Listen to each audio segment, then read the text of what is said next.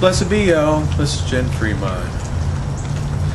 Thought I'd talk a little bit about getting into tarot, getting your first deck and stuff like that. There's a lot of different ways to think about acquiring your first deck. A lot of people get locked into saying, well, you can't, your first tarot deck has to be given to you, or it doesn't work. Or there's some people that say you have to steal your first tarot deck. I'm like, no.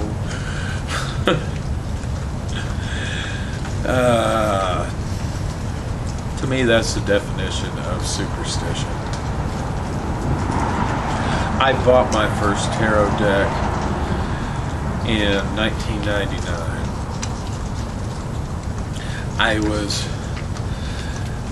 I was scared, and I was also thrilled. I had found this little shop that sold candles and all kinds of magical stuff that I am very sad they recently went out of business.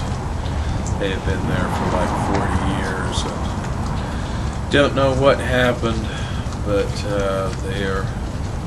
they are no more. And it was the kind of shop that you go into and you ask them about if they have any Eye of Satan, and they yell in the back, "Hey, we got any Eye of Satan back there? Look at that catalog."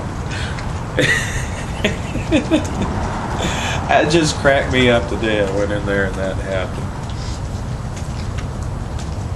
But anyway, I bought my first deck there, and I bought it to go with a book that I started working. I never did finish the book, but the layout that's in that book I still use a lot today. It was Donald Craig's Modern Magic book, and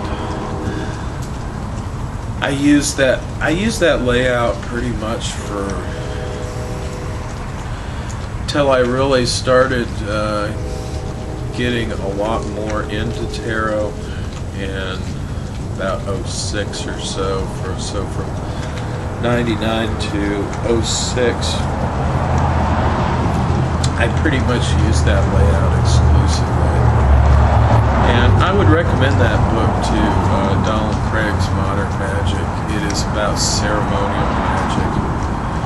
And like I said, I didn't make it all the way through the book for various reasons. And to me, it was not because it wasn't a good book. It was just that I wasn't in a place where I could actually work a lot of this stuff.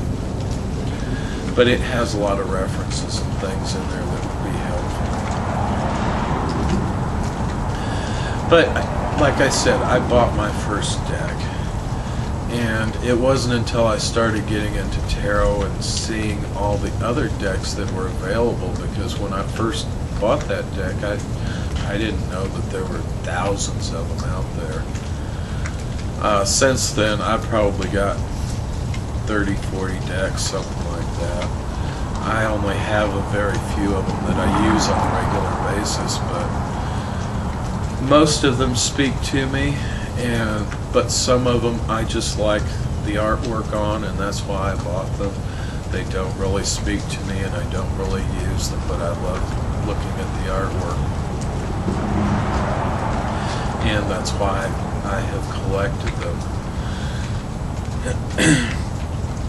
I would say go to your local metaphysical store or occult shop or bookstore for that matter nowadays.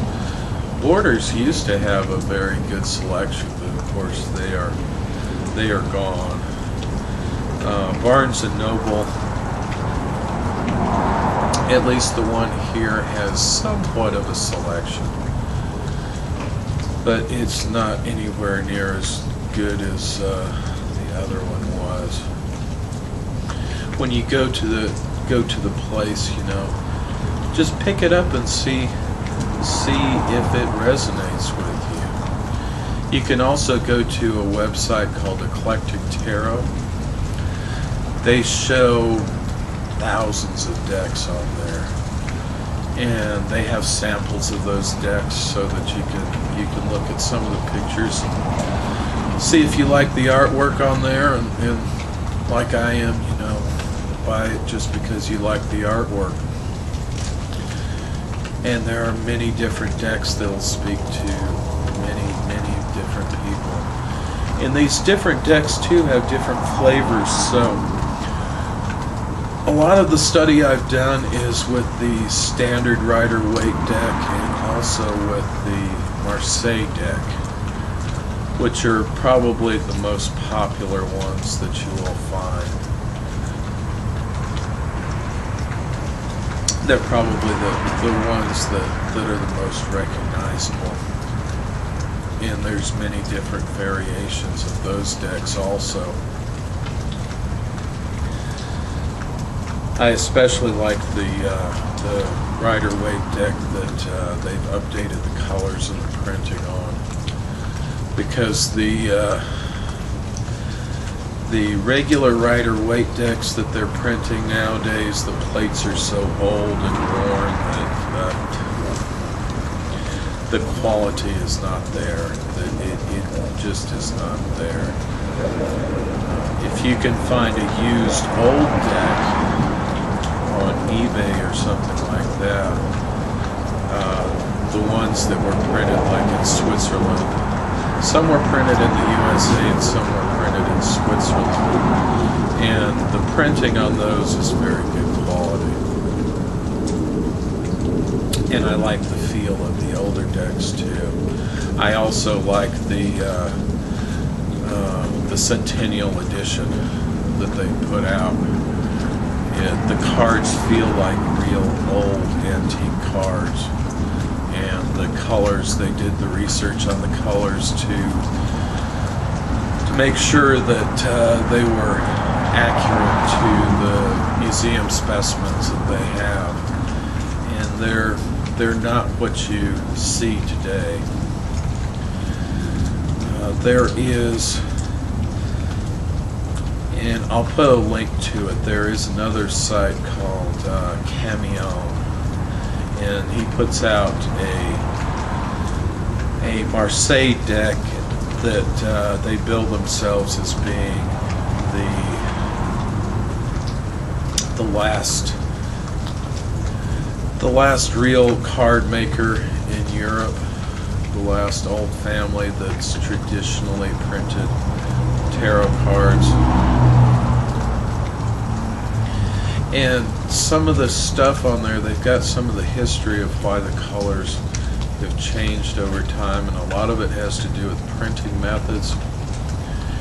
And I am not quite sure that they claim on their site that the colors have no initiatory significance, but I find that hard to believe, because color is very much tied into most of magical practice, so I can't see why an esoteric system, the colors will not make a difference when they claim they don't. But it is an interesting history of